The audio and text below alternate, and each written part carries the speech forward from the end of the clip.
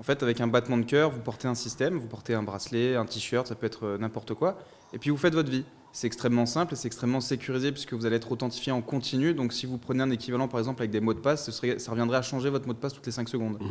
Donc on en voit qu'on a un niveau de sécurité qui est beaucoup plus important. Aussi au niveau des autres formes de biométrie, par exemple l'empreinte digitale, la reconnaissance faciale, etc. Elles ont toutes été piratées. Par exemple, j'ai lu un article il y a quelques semaines, des chercheurs sont maintenant capables de retrouver votre empreinte digitale avec le bruit de votre doigt sur votre téléphone quand vous êtes en train de parler et que vous swipez sur votre téléphone. D'accord. Donc pour vous dire à quel point c'est devenu extrêmement simple en fait à refaire, à pirater, alors que pour l'authentification cardiaque c'est beaucoup plus difficile puisqu'en fait il faut vraiment venir mettre un capteur sur vous directement, donc vous êtes quand même censé le savoir.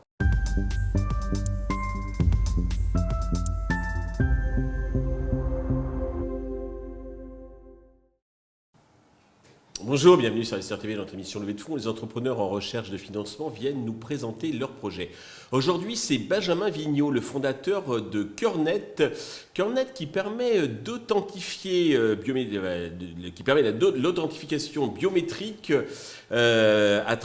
basée sur le signal cardiaque. Benjamin, bonjour. Bonjour. Alors, parlez-nous de votre innovation. Comment on peut authentifier, s'identifier avec le cœur? Avec le cœur, eh bien, c'est très simple. Vous pouvez porter un équipement connecté, par exemple une montre connectée comme les Apple Watch, les Samsung, etc. J'en passe et des meilleurs. À partir de là, on va récupérer votre signal cardiaque. Donc, c'est de la même manière que ce que vous avez à l'hôpital qui vous prend la saturation au bout du doigt ou le rythme cardiaque. Nous, on va prendre cependant le signal complet. On ne va pas prendre seulement les pics qui permettent de calculer votre rythme cardiaque.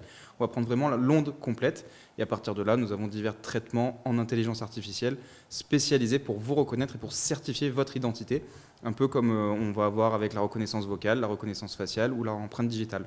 Alors, vous êtes docteur, pas en cardiologie, mais en sécurité informatique. Comment vous est venue l'idée ? Exactement. Alors, à la base, j'étais ingénieur en cybersécurité. Puis au moment où je cherchais un sujet de thèse, je voulais absolument mélanger la cybersécurité, l'intelligence artificielle et la santé. Et c'est là que j'ai pu découvrir cette nouvelle forme d'authentification qui était extrêmement peu développée à l'époque. Puis j'ai creusé un peu le sujet et en fait mon sujet de thèse portait justement sur les authentifications biométriques cardiaques, sur comment reconnaître des gens avec leur battement de cœur. Alors expliquez-nous quel est l'intérêt donc de s'identifier avec le cœur. Plutôt, alors, il y a différentes, comment dirais-je aujourd'hui, innovations. Il y en a c'est sur la démarche. On voit ça dans les films, dans les articles, voilà un peu sur l'innovation. Quel est l'intérêt donc de s'identifier, de s'authentifier avec les battements du cœur? Avec les battements de cœur, eh bien c'est très simple, l'ergonomie. En fait, avec un battement de cœur, vous portez un système, vous portez un bracelet, un t-shirt, ça peut être n'importe quoi, et puis vous faites votre vie. C'est extrêmement simple et c'est extrêmement sécurisé puisque vous allez être authentifié en continu. Donc si vous prenez un équivalent par exemple avec des mots de passe, ça reviendrait à changer votre mot de passe toutes les 5 secondes. Donc on en voit qu'on a un niveau de sécurité qui est beaucoup plus important. Aussi au niveau des autres formes de biométrie, par exemple l'empreinte digitale, la reconnaissance faciale, etc. Elles ont toutes été piratées. Par exemple, j'ai lu un article il y a quelques semaines, des chercheurs sont maintenant capables de retrouver votre empreinte digitale avec le bruit de votre doigt sur votre téléphone quand vous êtes en train de parler et que vous swipez sur votre téléphone. D'accord. Donc pour vous dire à quel point c'est devenu extrêmement simple en fait à refaire, à pirater, alors que pour l'authentification cardiaque c'est beaucoup plus difficile puisqu'en fait il faut vraiment venir mettre un capteur sur vous directement, donc vous êtes quand même censé le savoir.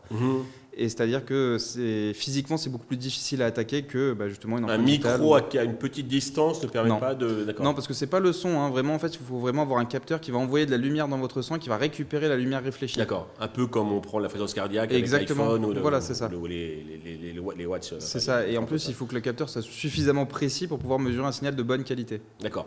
Alors, ça, c'est, on va dire, la partie recherche fondamentale, mais nous, sur Investir TV, on a bien aussi le marché. Bien sûr. Quel marché visez-vous donc avec votre invention? Alors pour l'instant, on a plusieurs marchés, notamment au niveau de la cybersécurité. Donc aujourd'hui, on a plusieurs clients pilotes au niveau de la banque, au niveau de la défense, au niveau des hôpitaux.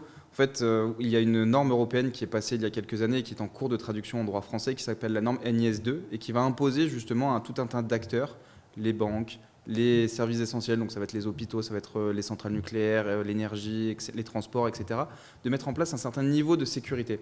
Ce niveau de sécurité va imposer soit d'avoir une combinaison d'une forme de biométrie, un mot de passe et un jeton cryptographique, soit d'authentification continue. Et avec Kernet, on est les seuls à être capables de faire la totalité. D'accord.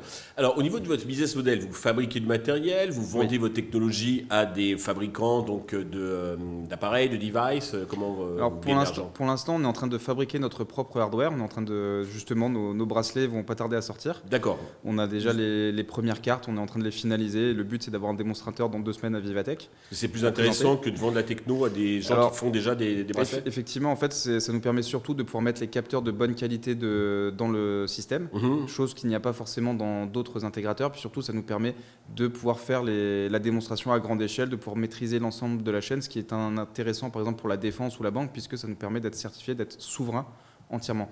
Le licence, comme vous le parlez, ce sera fait dans quelques années quand on aura les reins un peu plus solides et qu'on pourra s'attaquer à des gros acteurs. Il n'y a peut-être pas des bracelets qui arrivent de Chine. Exactement, c'est tout à fait pour ça que la défense nous fait confiance. Alors, à quel stade d'avancement en êtes-vous et quelles sont les prochaines étapes? Alors aujourd'hui, on est en train de finaliser le MVP, comme je vous l'ai dit il y a quelques instants. On va commencer les études pilotes avec la défense et la banque à la fin du mois. On va directement installer les premiers bracelets chez eux pour pouvoir faire l'expérience en conditions réelles pour montrer que ça marche en dehors du laboratoire et que eux, ça répond bien à leurs besoins. C'est ça. Donc en même temps, on est en train de lever des fonds. Il nous faut à peu près 1 million pour finaliser. Pour quel usage? À quoi ça va vous servir? 1 million, ça va nous permettre de faire un x2 avec des subventions publiques. Et avec ces 2 millions, on va pouvoir faire l'acquisition de nos 10 000 premiers clients. Donc, c'est-à-dire fabriquer les 10 000 premiers bracelets, les mettre trouver les premiers clients, les installer, avoir les résultats, montrer que ça marche à grande échelle. Et puis en même temps, avoir nos premiers clients. Donc démarrer la machine pour pouvoir ensuite être autonome. On est sur une valeur qui même si elle n'est pas totalement arrêtée. Elle n'est pas totalement arrêtée. On est entre 7,5 et 10 millions en fonction des diverses hypothèses financières, le marché, etc. Voilà. Pour conclure, Benjamin, quel message souhaitez-vous délivrer à tous les investisseurs qui nous regardent, nous écoutent et qui sont certainement passionnés par ce que vous venez de dire? Un message, c'est de ne pas négliger la cybersécurité. Aujourd'hui, c'est 80% des cyberattaques qui sont basées sur un mot de passe volé. Et avec Kernet, on vous simplifie la vie et en même temps, on vous fournit les meilleurs niveaux en termes de cybersécurité pour répondre à toutes vos normes. Donc, n'hésitez pas à venir nous voir si vous voulez essayer. Benjamin, merci. C'est un grand succès pour Kernet. Tous les investisseurs intéressés peuvent contacter directement Benjamin ou bien sous la vidéo, demander à recevoir le dossier. Merci à tous de nous avoir suivis. Je vous donne rendez-vous très vite sur Investir TV avec d'autres projets dans lesquels investir.